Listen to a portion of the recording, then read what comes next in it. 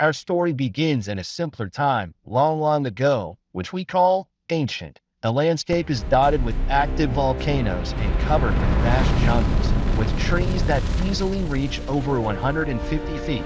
However, things were not as primitive as you may think. Although the times were ancient, mankind had not only settled this planet, but also made some advancements which have helped them to thrive.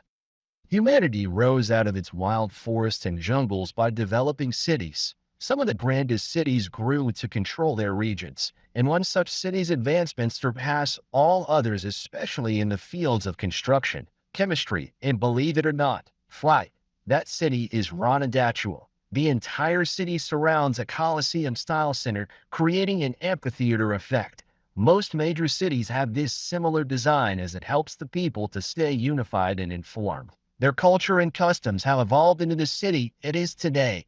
People love to entertain and to share in music and festivities. Much of what they do is communicated to the entire city using this echoing style structure. A timeline wall circles the area, which acts as a form of news feed, reminding the populace of the events that have already passed. Signs and billboards hang in order of the events that have transpired on stage over time.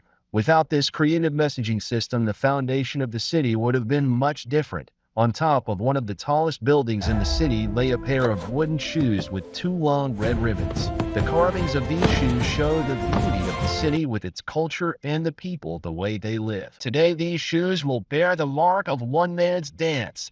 His dance proves to the world that he is ready to leave this city, never to return. Although the man chooses not to dance in them, these shoes will take their place on the timeline wall, as many of his ancestors have done before him, making their historical mark.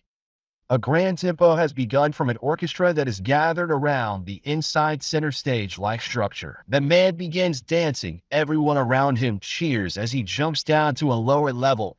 He feels like a giant jumping from rooftop to rooftop in order to get the attention of the entire city.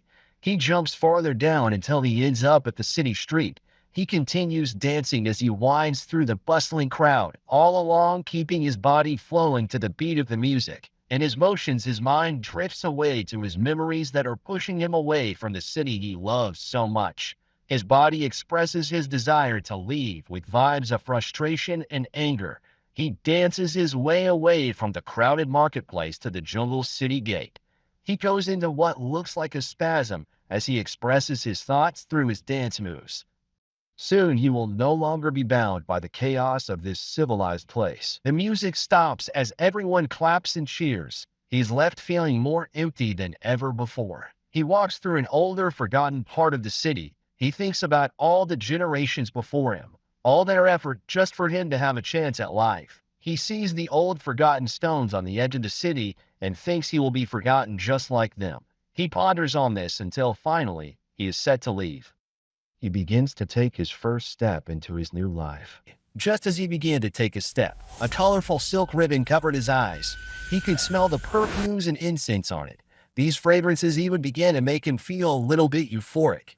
It was an interesting mix. Its owner obviously knew a little bit something more than the average person. He could tell by the way the ribbon whipped over his face perfectly that this person knows how to handle themselves. The ribbon tightened around the back of his head before you could complete his thought. He smiled as he reached up to touch the ribbon, wondering what's going on. He began to remove the cloth as he heard a voice say, "No, no, don't touch that." He smiled, lowering his hands just to humor this person. "No woman in this city has ever liked me," he thinks to himself. With the ribbon still tied to his head, the girl gently pulled his head back slightly. She whispered something into his ear, then she pulled slightly on the cloth, bending his head upward, exposing his neck.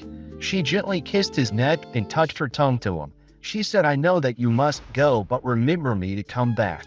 Her demeanor shifted as she said, "And this will remind you of what you face if you do not return." She bit him in the neck, drawing blood. He cried out in pain and rose to his feet. He took off the cloth from his face. He wanted to see who this person was, but as he removed the cloth, it was too late. She was already gone. He looked everywhere but could not find her. As he was about to leave, he heard her voice calling to him. He finally saw her, then a dog come out from behind her. She said, "This dog will be your guardian." She then commanded the dog to help him. The dog seemed unhappy about it, but nevertheless obeyed his master's commands. The woman vanished again as the dog barked at him in an annoying way, making him feel insulted somehow. He thought to himself, he does not need this kind of help.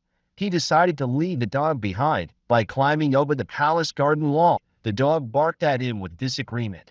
He jumped down from the palace garden wall and began walking with confidence away from the city. Suddenly, the dog came out of nowhere and tripped the man, face first into the mud, unable to clean himself. He angrily pursued the dog into the jungle. I hope you liked the first chapter of the La Freaka, The Great Balloon Adventure. My name is Nicholas Daviner. If you like this part of the story, then please share it with everyone that you know. This is my first time attempting to make a movie for the world to enjoy. Will you help the man to complete his journey? Please like, comment, and subscribe on this video, as it is difficult when starting up for imagination to take flight. Remember, life is a limited time offer, so I need all of your help in order to keep this going. It is a small act for you to like, share, comment, and subscribe, but it makes a world of difference for me. Watch till the end to enjoy bloopers and mistakes, and to even see some of my frustration during this process. Thanks for your time.